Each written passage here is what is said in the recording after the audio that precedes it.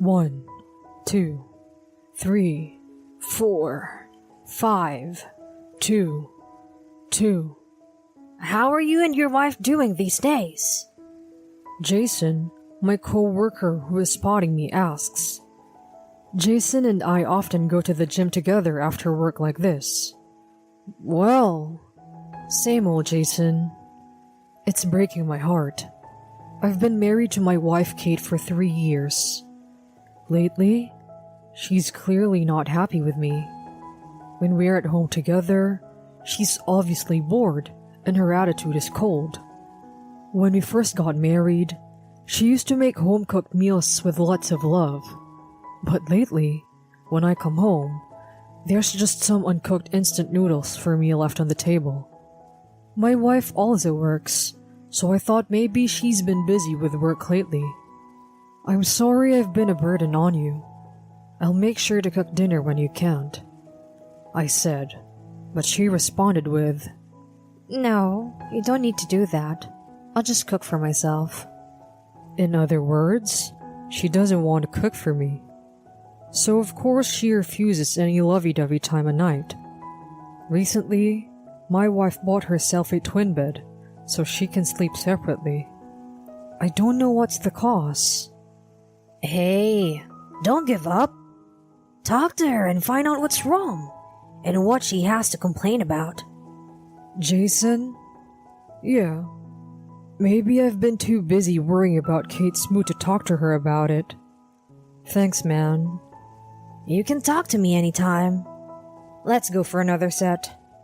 When I got home that day... Oh, you're home. Kate blurted out without even glancing at me, busy looking at her phone screen. I need to talk to you, I said in a serious tone and sat down in front of her. She was still looking at her phone as she replied. What is it? You do know we haven't been getting along very well lately. I'd like to know what your beef is with me. I don't have anything to complain about. Then why are you being so cold to me lately? Cold? Me. I'm just my normal self. No, you're not. You've obviously changed from when we first got married. What? Of course. You can't keep the lovey-dovey atmosphere like newlyweds forever. That may be true. But your attitude lately has been too much. What's causing it? If there's something you want me to fix, I'll fix it. There's nothing to fix. You're so stubborn. Can't you look at me while we're talking? Hey, stop looking at your phone. And I forcibly took the phone away from my wife. What do you think you're doing? I just want to talk to you. Give it back. I'm not going to give it back until you have a serious conversation with me. Don't be silly. With that, my wife started throwing the TV remote and magazines at me that were nearby. Hey, stop it! Shut up! That's what you get for talking nonsense. Give me back my phone. And now, she's throwing dishes at me from the cupboard. Hey, it's dangerous. Give me my phone back. Okay. I held out the phone to her and she snatched it out of my hand. I don't want to be with you anymore. I'm going back to my parents' house. Oh, wait. With that, she threw on her jacket and ran out of the house. Left alone, I picked up the things she had thrown and put them back where they belonged. However, all the dishes on the floor were shattered. Among them was a matching bowl we had bought when we first moved into this room after we got married. Oh, such a mess. When I tried to pick up the broken pieces, the shards pierced my fingers and my index finger bled. Suddenly, tears spilled out, and blood and tears alternately fell to the floor. Morning. What happened to your finger? The next morning when I arrived at work, Jason noticed my finger and came over to talk to me. Kate and I got into a huge fight. I told Jason everything that happened yesterday. Man, Jason was absolutely mortified. I mean, your wife is terrible.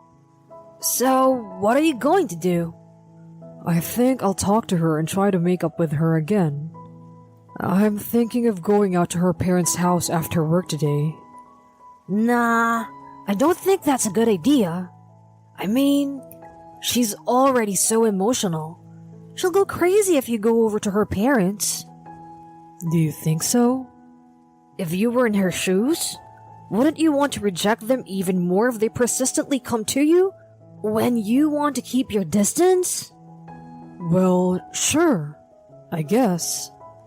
I'm sure my in-laws would be on my wife's side too, so it might not be a good idea. Maybe both of you need some time to cool off. Wait till she opens up on her own. Okay, I'll try that. Being married is so difficult. I'm still single, so I envy you for having to deal with that. I hope you and your wife can patch things up soon. I feel a little better now that I talked to Jason about it. It's hard to know how to distance myself from my wife, but I'm going to wait until she opens up to me again. In the meantime, I sent her a message apologizing for making her upset yesterday and asking her to come home when she calmed down. She didn't reply, but it was left unread. But even after 2 weeks had passed, she still hadn't come home. Technically speaking, she had come to pick up a few things during the day when I was gone, as some of her clothes were missing. I got impatient and sent her a message again, asking her to come home so we could talk. This time, she didn't even read it. I couldn't take it anymore, so I called my in-laws. Could you please pass the phone over to Kate so I could talk to her? I asked, but my mother-in-law seemed confused on the other side of the phone call. Kate's not home, she replied. Well, Kate said she was going back to her parents' house. Oh, really? She hasn't been home since last New Year's. Is something wrong? Oh, no, it's nothing. It's my misunderstanding. I'm sorry I called you out of the blue. What the hell is going on? It didn't sound like my mother-in-law was lying. Where is she now? Is she staying at a hotel? Or is she... I didn't want to think about it, but I just couldn't get rid of the thought. Then, soon after, I got a message from my wife.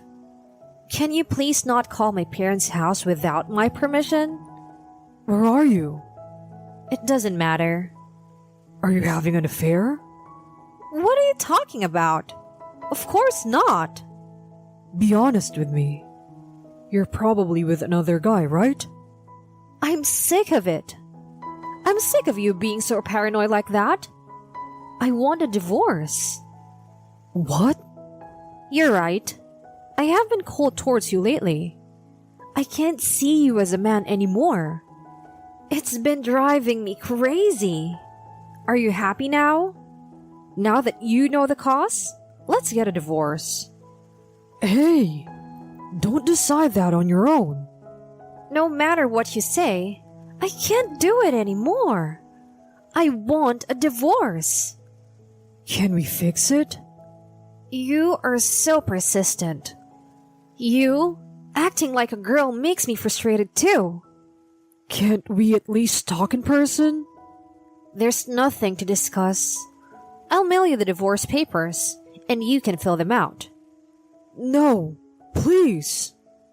After that, no matter what I sent, I never heard back from her. A few days later, I received the half-filled divorce papers completed on Kate's side. I was so in shock that I took the next day off work. Jason came over to my house at night. Hey, are you okay? Jason, why? Your wife had moved out of the house, and you took the day off because you weren't feeling well. I thought maybe you'd be lonely. Here, have a drink. Thanks, but why bring a sick man a drink? Something happened between you and your wife, and that's why you took the day off, didn't you? You see through me, don't you? That's right. What happened?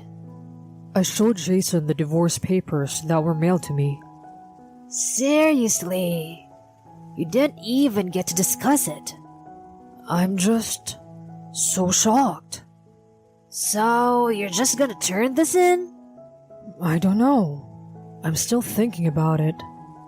I don't know if it's a good idea to break up like this. But honestly, I'm tired of being pushed around by Kate. I see. Well, I don't want to see you down about it. I brought a lot of booze, so let's drink. We're off work tomorrow, so we're drinking all night. All night? What are you, a university student? Jason's cheerfulness saved me from my mental breakdown. I was grateful to have a good colleague, or rather, a good friend. We ended up drinking until morning, and Jason and I both got drunk and passed out. I woke up early in the afternoon. Jason was still sprawled out on the floor, asleep. Then, the phone on the table rang. I picked up the phone, still sleepy, thinking it was mine, and realized it was Jason's phone. Oh, oops. I froze when I saw the incoming call screen on Jason's phone. It showed the name Kate. No way. That's not Kate, is it? I jogged my memory. I didn't think my wife and Jason had any connection. But then I remembered something. There was that one time. It was when Jason and I were having a drink at a pub. Jason said to me, "Why don't you invite your wife over too?" When I received a call from my wife, and the three of us had a drink. No way! Did they start their relationship from there? But the name Kate on the screen could be someone else with the same name. Jason has been so helpful to me. There was no way he was having an affair with my wife. But just to be safe, I decided to hire a detective to investigate if they knew each other. A few weeks later, I received a document with the results. I was speechless when I saw the enclosed photos. It showed my wife and Jason coming out of Jason's room. Oh no! I was about to lose it. Jason, who had been my closest ally, was my worst enemy. I immediately went to Jason's house with the pictures. Coming! What? Why? I know Kate is in there. Wait a minute. What do you mean? Shut up. I know you and Kate are having an affair. I say that and try to force my way into the house. Okay. I'll let you in. Just don't get so violent. Jason leads me into the living room, and there sits my wife with a pale face. I sat down on the couch with a thud, spread the photo evidence on the table, and yelled in anger. You two were lying to me all this time. You both laughed at me behind my back, didn't you? Jason and my wife, sitting side by side, take a look at each other. Then Jason opens his mouth tediously. I didn't mean to lie to you. I just thought that a natural divorce would make it easier for us to be together. I thought it was going so well when you took my advice, and you guys got into a big fight. How did you find out we were having an affair? Your phone had Kate's name on the incoming call screen. Oh, that time we drank all night. Jason had a "you got me" look on his face. Then, Kate spoke up. I don't care if you know. In fact, it's a good thing that you know now. We love each other, so I want a divorce. I'll pay you alimony. Whatever you want. I was stunned at how open my wife was about it. You see what I'm saying? I don't care about you anymore. So get out of our way. Just go home. I wanted to punch them both in the face, but I held back. If I hit them, I'd be at a disadvantage. My wife was glaring at me, while Jason tried not to make eye contact with me. I put away the pictures on the table, got up, and left the house. Then, I filed for divorce and filed for alimony from my wife and Jason through my lawyer. They paid me $30,000 each. I had never spoken to Jason since then. A few months later, Jason married my ex-wife. At first, the people at work celebrated Jason's marriage. But when they found out it was to my ex-wife, they all had mixed expressions on their faces. But since Jason was the boss's favorite, it didn't interfere with his work. In fact, he even got a promotion. I was getting more and more uncomfortable at the company, so I voluntarily resigned from my job and changed to a different company. I had been working in corporate sales, but now I decided to take the plunge and become a trainer at a gym. I just wanted to start my life anew. The gym seemed to be a good fit for me, and I started getting a lot of customers. The other trainers and receptionists at the gym were also very nice, and we all got along very well. And when we all went out for a drink, I ended up sitting next to Amy, who worked as a receptionist at the gym. Amy was the same age as me, and we had a lot in common. And as we were talking about each other, I realized that Amy and Jason went to the same college. So I casually asked her about it. Wasn't there a Jason Miles at your university? I think he was in the same major as you. Amy's face stiffened. Oh, sorry. Did I ask something inappropriate? No.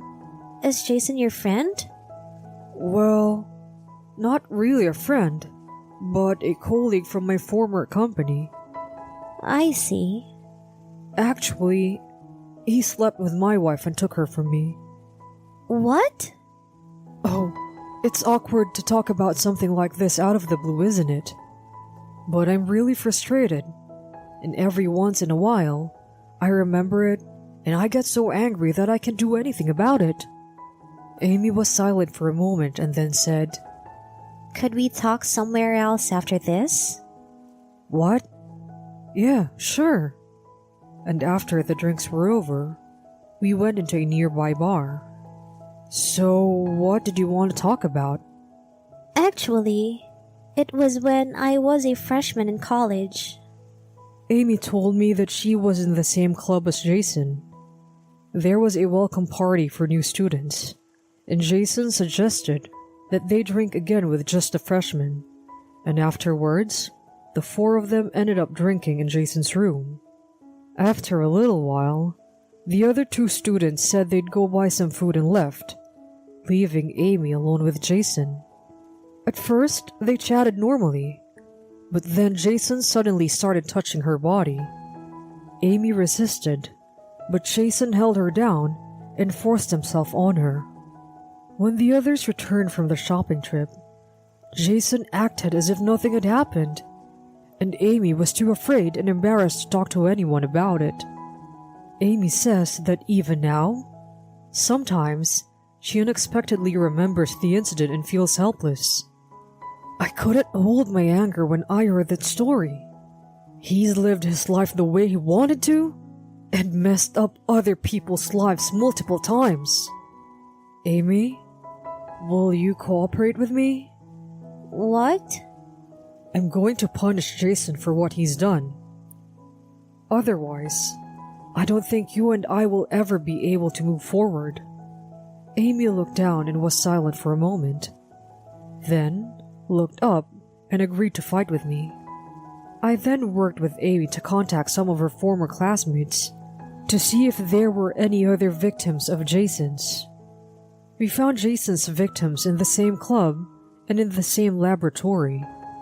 There were 4 victims in total, including Amy. All of them had been raped by Jason in the same way, and all of them had cried themselves to sleep because they couldn't speak up. At first, they were reluctant to reveal their trauma, but Amy convinced them to cooperate. Later, I went to my old workplace. Everyone seemed very surprised to see me. I stood in front of Jason's seat. Jason was on the phone with a client with his back to me. When he finished the call, Jason spun around because he noticed the commotion in the office. What? Ben, what are you doing here? I came to talk to you. What? I ain't got nothing to say to you anymore. I continued, loud enough for everyone in the office to hear. 4 women who have been sexually abused by you in the past are suing you. You are going to pay for the mess you've done of their lives. There was quite a stir in the office when I said that. Okay, that's it then. Oh, and tell my ex-wife I said hi for getting mixed up with a criminal. Oh, hey Ben, what the hell are you talking about? I ignored Jason's words and walked away. Jason was subsequently arrested by the police, who accepted the complaint. Jason hired an attorney and offered to settle the case, but the girls refused to accept the settlement, and Jason was charged with a criminal offense. As a result, Jason was sentenced to 20 years in prison. I am so glad that the girls spoke up, because they were just in time for the statute of limitations to run out on the case. I know it must have been difficult for the girls to go through all kinds of questioning by the police and lawyers, and to have their past dredged up, but they did a great job. I hope they can overcome their past and find happiness in the future. After Jason was arrested, my ex-wife contacted me. My ex-wife said, Jason was a liar. I didn't think he was such a lousy man.